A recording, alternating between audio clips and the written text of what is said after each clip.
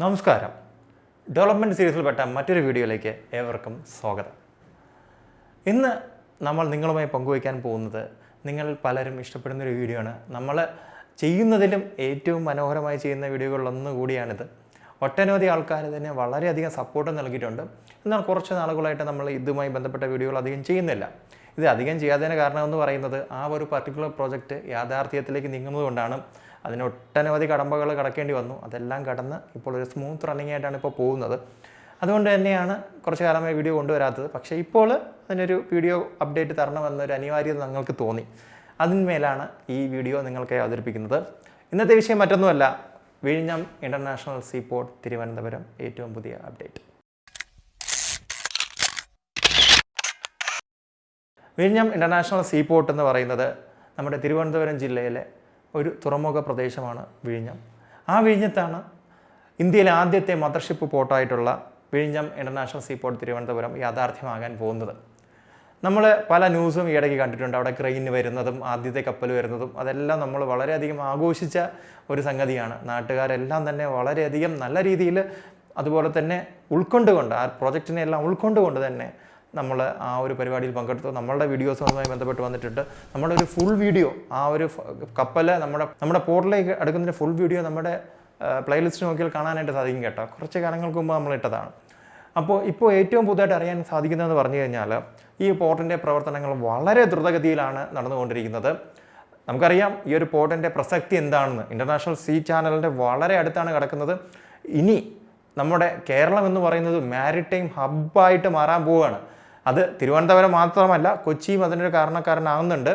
അതിൻ്റെ ഒരു വീഡിയോ തൊട്ട് മുൻപത്തെ വീഡിയോ നോക്കിയാൽ നിങ്ങൾക്ക് കാര്യം എന്താണെന്ന് മനസ്സിലാവും. അപ്പോൾ കേരളം മൊത്തത്തിലൊരു ഹബ്ബായി മാറിക്കൊണ്ടിരിക്കുകയാണ്. വിഴിഞ്ഞം എന്ന് പറയുന്ന ഈ സ്ഥലം അല്ലെങ്കിൽ തിരുവനന്തപുരം എന്ന് പറയുന്ന നമ്മുടെ കേരളത്തിൻ്റെ ക്യാപിറ്റൽ ലോക മാപ്പിൽ ഇനി മാർക്ക് ചെയ്യപ്പെടും. കാരണം ഒരു പ്രധാനപ്പെട്ട ഒരു പോർട്ടായി മാറുന്നതിന് ഇനി അധികം സമയം വേണ്ടി വരില്ല. ഇപ്പോൾ നമുക്കറിയാൻ സാധിക്കുന്നത് നമ്മുടെ ബ്രേക്ക് വാട്ടറിൻ്റെ ആ ഒരു പണിയാണ് ഇപ്പോൾ ഇതുമായി ബന്ധപ്പെട്ട് ഏറ്റവും കൂടുതൽ സ്ലോയിലല്ല എന്നാലും കുറേ കടമ്പകൾ കടന്ന് മുന്നോട്ട് പോയിക്കൊണ്ട് ഇരിക്കേണ്ടി വന്നത്. അപ്പോൾ ഈ പറയുന്ന ബ്രേക്ക് വാട്ടറിൻ്റെ ആ ഒരു പണി ഏകദേശം 90% പൂർത്തിയായിട്ടുണ്ട്. 2.9 സംതിങ് കിലോമീറ്ററാണ് ഈ ബ്രേക്ക് വാട്ടറിൻ്റെ നീളം എന്ന് പറയുന്നത്. അതിൽ 2.7 കിലോമീറ്റർ പിന്നിട്ട് കഴിഞ്ഞു അതിൻ്റെ ആ ഒരു പ്രവർത്തനങ്ങളും അല്ലെങ്കിൽ ആ ഒരു നിർമ്മാണ പ്രവർത്തനങ്ങളാണ് കേട്ടോ ഉദ്ദേശിച്ചത്. പിന്നെ അതുമാത്രമല്ല, ബാക്കിയുള്ള ഭാഗങ്ങളൊക്കെ ഏകദേശം മണ്ണിട്ടും ശരിയാക്കിയിട്ടുണ്ടെന്നാണ് ഇപ്പോൾ അറിയാനായിട്ട് സാധിക്കുന്നത്. അപ്പോൾ വളരെ മികച്ച രീതിയിലുള്ള നിർമ്മാണ പ്രവർത്തനങ്ങൾ ഇവിടെ നടക്കുന്നുണ്ട്. അതുപോലെ തന്നെ ഇവിടെ പണി പൂർത്തിയായിട്ടുള്ള മറ്റൊരു സംഗതി കൂടിയുണ്ട്. 800 മീറ്റർ ആണല്ലോ ആദ്യഘട്ടത്തിൽ ബെർത്തിൻ്റെ നീളം പറഞ്ഞത്. അതിൽ 400 മീറ്ററും പണികൾ പൂർത്തിയായെന്നാണ് ഇപ്പോൾ അറിയാനായിട്ട് സാധിക്കുന്നത്. ആകെ 56 ഹെക്ടർ സ്ഥലമാണ് കടലിൽ നിന്ന് നമുക്ക് ഡ്രഡ്ജിങ് ചെയ്ത് എടുക്കേണ്ടിയിരുന്നത്. അതിൽ 53 ഹെക്ടർ ലാൻഡും ഇപ്പോൾ പൂർണ്ണമായിട്ട് നമ്മൾ ഡ്രഡ്ജ് ചെയ്ത് ഇതാക്കിയിട്ടുണ്ട്. ഇനി ബാക്കിയുള്ള കുറച്ച് നാമമാത്രമായതാണ് പണികളാണ് ഇനി ബാക്കി അവിടെ ഉള്ളത്. അതുമാത്രമല്ല, നേരത്തെ പറഞ്ഞ ആ 800 മീറ്ററിൽ 615 തൂണുകളും ഇതിനോടൊപ്പം തന്നെ നാട്ടിക്കഴിഞ്ഞു. അപ്പോൾ നല്ല ദ്രുതഗതിയിലാണ് ഇപ്പോൾ ഇവിടെ പ്രവർത്തനങ്ങൾ നടക്കുന്നത് കാര്യത്തിൽ യാതൊരു സംശയവുമില്ല. അദാനി പോർട്സിന് അതിന് വലിയൊരു സല്യൂട്ട് നൽകി തന്നെ വേണം. നമ്മുടെ സർക്കാരുകളും, അത് കേന്ദ്ര സർക്കാരായിരുന്നാലും കേരള സർക്കാരായിരുന്നാലും വളരെയധികം നല്ല രീതിയിൽ ഇപ്പോൾ ഇതിന് സപ്പോർട്ടും ചെയ്യുന്നുണ്ട്. നമുക്ക് ക്രെയിനുകളുടെ കാര്യം നമുക്ക് നോക്കാം. ക്രെയിനുകളുടെ ഒരു പകുതിയിലേറെ ക്രെയിനുകളും ഇതിനോടകം തന്നെ വന്നു കഴിഞ്ഞു. ഇതിൽ 24 യാർഡ് ക്രെയിനുകളാണ് നമുക്ക് വേണ്ടത്. അതുപോലെ തന്നെ 8 ഷിപ്പ് ടു ഷോർ ക്രെയിനുകൾ. അപ്പം ഇതുമായി ബന്ധപ്പെട്ടിട്ട് ഏകദേശം നല്ലൊരു ശതമാനം ക്രെയിനുകളും വന്നിട്ടുണ്ട്. ബാക്കിയുള്ള ക്രെയിനുകൾ അടുത്ത മാസത്തോടു കൂടി എത്തുമെന്നാണ് അറിയാനായിട്ട് സാധിച്ചത്. 15ഓളം ക്രെയിനുകൾ ഇതിനോടം എത്തിയെന്നാണ് അറിയാനായിട്ട് സാധിച്ചത്. മറ്റൊരു പ്രധാന സംഗതി എന്ന് പറയുന്നത് ഇവിടുത്തെ റോഡ് നിർമ്മാണമാണ്. അതായത് നമ്മളെ പോർട്ടിലേക്ക് ഒരു റോഡ്, നല്ല രീതിയിലുള്ള റോഡ് നിർമ്മിക്കണ്ടേ. ആ നല്ല റോഡ് നിർമ്മിച്ചാൽ മാത്രമേ ഇവിടെ നിന്നും സുഗമമായിട്ടുള്ള ട്രാൻസ്പോർട്ടേഷൻ നടക്കത്തുള്ളൂ.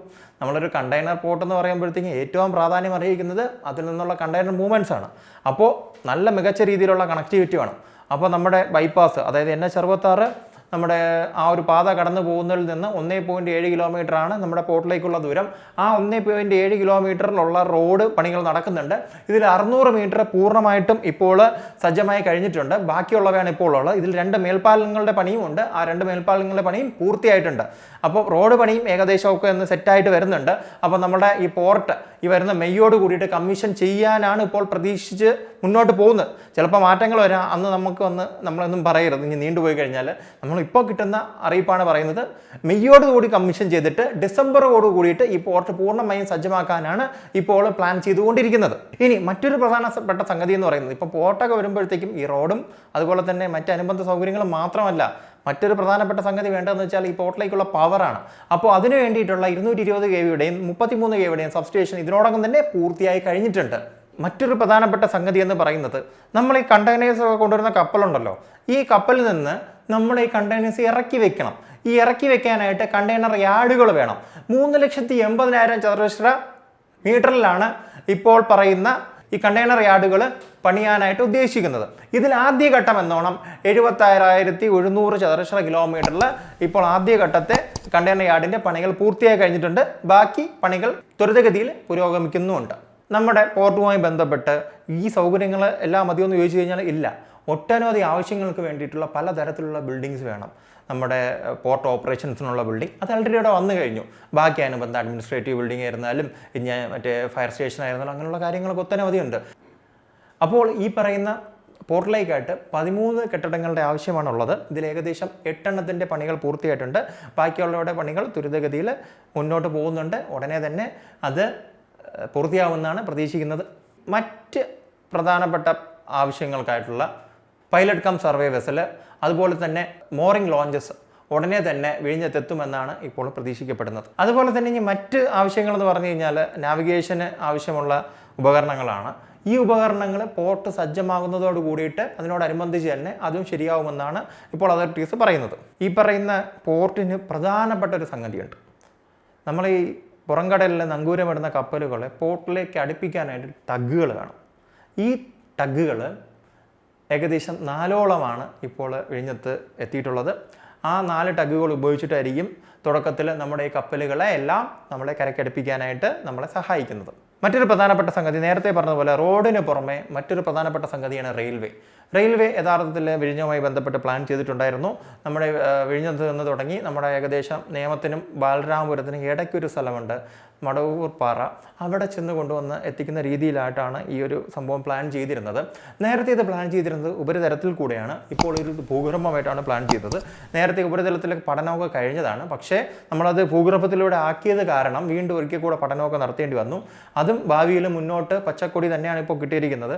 കൊങ്കൺ റെയിൽവേ ആണ് അതിൻ്റെ പഠനങ്ങളും അതിൻ്റെ നിർമ്മാണം ചുമതലയെല്ലാം ഉള്ളത്. അപ്പോൾ അതും നമ്മൾ വരുന്ന വർഷങ്ങളിൽ പ്രതീക്ഷിക്കുന്നുണ്ട്. ഇപ്പോൾ നിയർ ഫ്യൂച്ചറിൽ അത് ചിലപ്പോൾ സാധ്യമായിട്ട് വരില്ല, പക്ഷേ നമ്മൾ പോർട്ട് ഡെവലപ്പ് ചെയ്യും തോറും ആ ഒരു ഫെസിലിറ്റിയും നമുക്ക് കൊണ്ടുവരാനായിട്ട് സാധിക്കും. ആ ഒരു ഫെസിലിറ്റി വരുമ്പോഴത്തേക്കും നമ്മുടെ പോർട്ടിൻ്റെ ഫുൾ ഫ്ലഡ്ജഡ് ആയിട്ടുള്ള ഒരു മൂവ്മെൻറ്റ് നമുക്ക് പോസിബിൾ ആയിരിക്കും.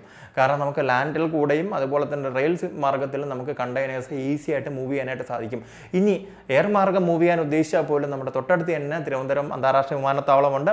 ഇത് രണ്ടും ഏറ്റെടുത്ത് നടത്തുന്നത് അദാനി പോർട്സ് തന്നെയാണ്. അദാനി എയർപോർട്ടും നടത്തുന്നുണ്ട്, അതുപോലെ തന്നെ സീപോർട്ടും തിരുവനന്തപുരത്ത് നടത്തുന്നുണ്ട്.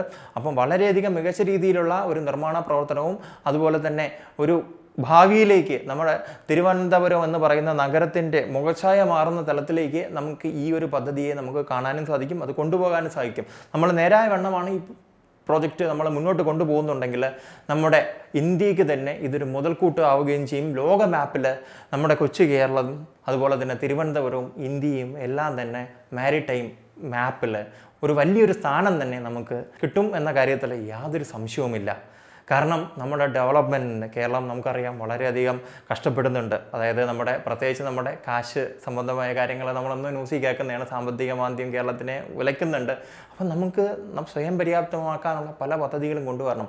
അതിനൊരു മേജറായിട്ടൊരു പദ്ധതിയാണ് ഈ പറയുന്ന വിഴിഞ്ഞം പദ്ധതി എന്ന് പറയുന്നത്. ഇതിലൂടെ നമുക്ക് കേരളത്തിന് നേടാൻ പറ്റാത്ത പല കാര്യങ്ങളും നേടാനായിട്ട് സാധിക്കും. എല്ലാവരും ഒരുമിച്ച് ഈ ഒരു പോർട്ടിന് വേണ്ടി പ്രയത്നിക്കുക, അതിന് വേണ്ടുന്ന സപ്പോർട്ടുകളെല്ലാം നൽകുക. ഈ ഒരു സപ്പോർട്ട് എന്ന് പറയുമ്പോൾ നമുക്ക് പോർട്ടിൽ പോയിട്ട് പോർട്ടിന് വേണ്ടി ജോലി ചെയ്യാം അങ്ങനെയല്ല, നമ്മൾ ഈ പോർട്ടിനെ മാക്സിമം പ്രൊമോട്ട് ചെയ്യുക. അതുപോലെ തന്നെ ഈ പോർട്ടിന് ഇപ്പം ജനപ്രതിനിധികളാണെങ്കിൽ അതിനു വേണ്ടി നിലകൊള്ളുക, അവിടെ വേറെ പ്രശ്നങ്ങളൊന്നും ഉണ്ടാക്കാതിരിക്കുക. ഇപ്പോൾ സാധാരണക്കാർ ജനങ്ങളാണ് അവിടെ വർക്ക് ചെയ്യുന്നത്, അവർ പ്രശ്നങ്ങൾ ഉണ്ടാക്കാതിരിക്കുക. ഹാൻഡ് ഇൻ ഹാൻഡായിട്ട് സർക്കാരും അദാനിയും എല്ലാവരും ചേർന്ന് മുന്നോട്ട് പോവുക. നമുക്ക് നല്ലൊരു നാളെ പടുത്തുയർത്താനായിട്ട് സാധിക്കും. അപ്പോൾ ഇന്നത്തേക്ക് ഞാൻ ഈ വീഡിയോയിൽ നിന്ന് ഇവിടെ വാങ്ങുകയാണ്. എന്നോടൊപ്പം പ്രണസ് രാജ്. അപ്പോൾ മറ്റൊരു വീഡിയോയിൽ മറ്റൊരു വിഷയമായി വരുന്നവരെ കീപ് വാച്ചിങ് ക്രസ് കേരള.